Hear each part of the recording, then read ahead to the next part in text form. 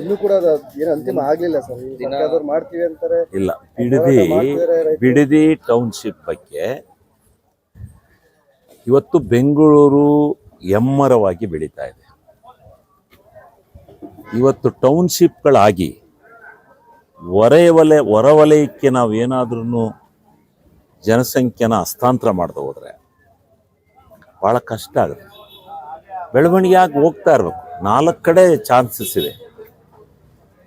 ರಾಮನಗರ ಕಡೆಗೆ ಒಂದು ಕಡೆಗೆ ಹೋಗ್ಬೋದು, ಮೇನ್ ರೋಡು, ಮೇನ್ ಇರೋ ಅಂಥ ರಸ್ತೆ. ಇನ್ನೊಂದು ಹೊಸೂರು ರೋಡಲ್ಲಿ ಹೋಗ್ಬೋದು. ಈಗಾಗಲೇ ಕೋಲಾರ ತಲುಪಿಬಿಟ್ಟಿದೆ Hosur road, Hoskote road. Hosur road ಎಲ್ಲಿ ತಲುಪಬೇಕು ಅಲ್ಲಿ ಬಾರ್ಡ್ರನ್ನೇ ತಲುಪಿಬಿಟ್ಟಿದೆ. ಇದ್ರ ಬಾರ್ಡ್ರ ತಮಿಳ್ನಾಡು ಬಾರ್ಡ್ರನ್ನ ಆನೆಕಲ್ ಬಿಟ್ಟು ಮುಂದಕ್ಕೆ ಹೋಗ್ಬಿಟ್ಟಿದೆ. ಅಲ್ಲಿ ಎಲ್ಲ ಕಡೆಲೂ ಹೋಗಿದೆ. ಈಗ ರಾಮನಗರ, ಬಿಡದಿ ಈ ಭಾಗಕ್ಕೆ ಮಂಡ್ಯದವರೆಗೂ ಹೋಗ್ಬೇಕಾಗುತ್ತೆ. ಬೆಂಗಳೂರು ತುಮಕೂರವರೆಗೂ ಬರ್ತಾ ಇದೆ. ಎಲ್ಲ ಈ ಬೆಂಗಳೂರು ಎಲ್ಲಿ ಹೋಗ್ಬೇಕು? ಮುಖ್ಯ ರಸ್ತೆ ಬೇಕು. ಮುಖ್ಯ ರಸ್ತೆನಲ್ಲಿ ಬೆಳ್ಕೊಂಡು ಹೋಗ್ತಾ ಇರುತ್ತೆ. ಅಲ್ಲೊಂದೊಂದು ಟೌನ್ಶಿಪ್ ಆಗ್ತವೆ. ಟೌನ್ಶಿಪ್ ಮಾಡೋದು ತಪ್ಪು ಅಂತ ಹೇಳಿದ್ರೆ ಅದು ನನಗೆ ಅರ್ಥ ಆಗಲ್ಲ.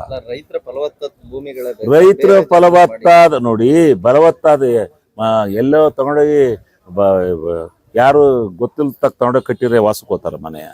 ಮೇನ್ ರೋಡೆಲ್ಲ ಕಟ್ಬೇಕಲ್ವಾ? ಫಲವತ್ತಾದ ರೈತರ ಭೂಮಿನ ಯಾವತ್ತು ತಗೊಂಡಿಲ್ಲ ಅಕ್ವಿಷನ್ ಮಾಡಿ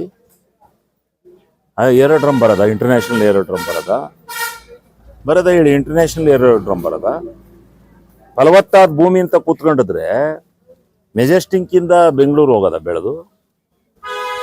ಮೆಜೆಸ್ಟಿಕ್ಕಿಂದ ಬೆಂಗಳೂರು ಇವತ್ತು 50 ಕಿಲೋಮೀಟರ್ ಫಾರ್ಚುನಲ್ಲಿ ಬೆಳೆದಿದೆಯಲ್ಲ, ಫಲವತ್ತಾದ ಭೂಮಿ. ಅಲ್ಲೆಲ್ಲ ಫಲವತ್ತಾದ ಭೂಮಿ. ನಮ್ಮ ಸಣ್ಣ ಹುಡುಗರೆಲ್ಲ ನಾವು ನೋಡಿದಾಗ, ನಾವು ಕಾಲೇಜಲ್ಲಿ ಇದ್ದಾಗ ಹೆಸರಲ್ಲಿ ವಿಜಯನಗರ ಬಿಟ್ಟು ಮುಂದಕ್ಕೆ ಹೋಗಿರಲ್ಲ ಬೆಂಗಳೂರು. ಇವತ್ತು ಎಲ್ಲಿಗೆ ಹೋಗಿದೆ? ವಿಜಯನಗರ ಬಿಟ್ಟು ಮುಂದಕ್ಕೆ ರಾಮನಗರ ಬಾರ್ಡ್ರಿಗೆ ಹೋಗಿದೆ, ಬಿಡದಿ ಬಾರ್ಡ್ರಿಗೆ ಹತ್ರ ಹೋಗಿದೆ. ಅಲ್ಲೆಲ್ಲ ಫಲವತ್ತಾದವ್ರು ರೆಸಾರ್ಟ್ಗಳು ಕಟ್ಟಿರಲ್ಲ, ಅಲ್ಲೆಲ್ಲ ಕಾಲೇಜ್ ಆಗಿದ್ವಾ? ಅಲ್ಲೂ ಮರ ಕೆಡವೆ ಕಟ್ಟಿರೋದು. ಇದು ರಾಜಕೀಯ ದ್ವೇಷಪೂರಿತವಾದಂಥ ಇದು ವ್ಯವಸ್ಥೆ. ಅಲ್ಲಿ ಈಗಾಗಲೇ ಜನ ಮುಂದೆ ಬಂದಿದ್ದಾರೆ. ಈಗ ಗೊತ್ತಾಗುತ್ತೆ ಅವ್ರ ಜನ 2.25 ಎಕರೆ ಈಗ ಎಲ್ಲರಿಗೂ ಬೇರೆ ಬೇರೆ ಮಧ್ಯವರ್ತಿಗಳಿಗೆ ಮಾರಾಟ ಮಾಡಕ್ಕೆ ಬಿಡ್ಬೇಕಾ?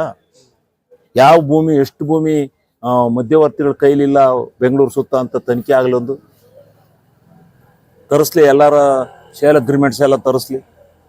ಎಷ್ಟು ಜನ ಶೇಲ್ ಅಗ್ರಿಮೆಂಟ್ ಮಾಡಿಕೊಟ್ಟಾರೆ ರೈತರ ಹತ್ರ ಮಾಡಿಸ್ಕೊಂಡಾರೆ ಅಂತ? ಯಾರು ದುಡ್ಡುಳ್ಳವರು ಎಲ್ಲ ಬರೆಸ್ಕೊಂಡಿದ್ದಾರೆ. ಅದ್ರ ಬದಲು ಸರ್ಕಾರವೇ ಒಂದು ಮಾದರಿ ಆಗಿರ್ತಕ್ಕಂಥ ಟೌನ್ಶಿಪ್ಪನ್ನು ನಾವು ಬೆಳವಣಿಗೆ ಮಾಡ್ತೀವಿ ಅಂತಂದರೆ ಅದಕ್ಕೆ ಉತ್ತೇಜನ ಕೊಡ್ಬೇಕಲ್ಲ. ಅದಕ್ಕೆ ಸೂಕ್ತವಾದ ಪರಿಹಾರ ಕೇಳಿ. ಅದೇನು ಪೂರ ತಗೋತೀವಿ ಅಂತ ಹೇಳಿದಾರ? ನಿಮಗೂ ಅರ್ಧ ಭಾಗ ಬಿಟ್ಕೊಡ್ತೀವಿ ಅಂತ ಹೇಳಿದ್ದಾರೆ. 50-50 ಶೇರಿಂಗಲ್ಲಿ ಮಾಡೋಣ, ಡೆವಲಪ್ಮೆಂಟ್ ಮಾಡಿ ನಿಮಗೂ ಅರ್ಧ ಭಾಗ ಬಿಟ್ಕೊಡ್ತೀವಿ,